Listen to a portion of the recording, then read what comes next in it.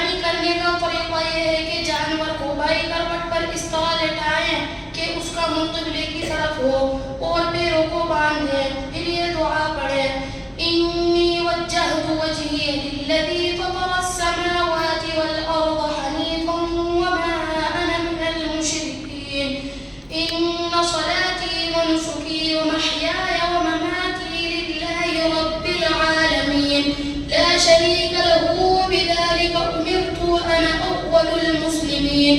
ابن ماجہ حدیث نمبر 3121 عن جابر بن عبد الله رضی اللہ عنہما.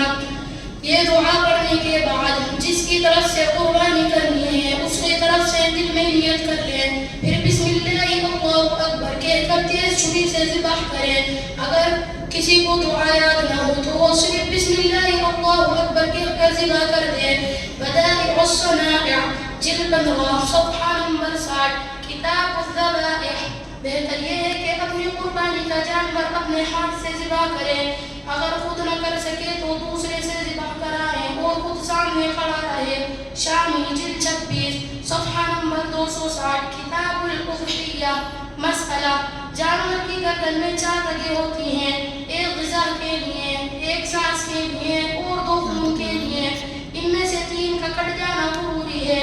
اگر صرف 2 کٹی تو یہ جانور مردار ہوگا.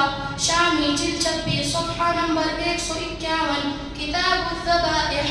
مسئلہ: جانور ذبح کرنے کے بعد جب تک جان پوری طرح نکل نہ جائے اور اضطرابی کیفیت ختم نہ ہو جائے اس وقت تک چمڑے کا چھیلنا، گردن کا الگ کرنا یا جسم کے کسی حصے کا کاٹنا مکروہ ہے. شامی جلد 26 صفحہ نمبر 156 کتاب الذبائح.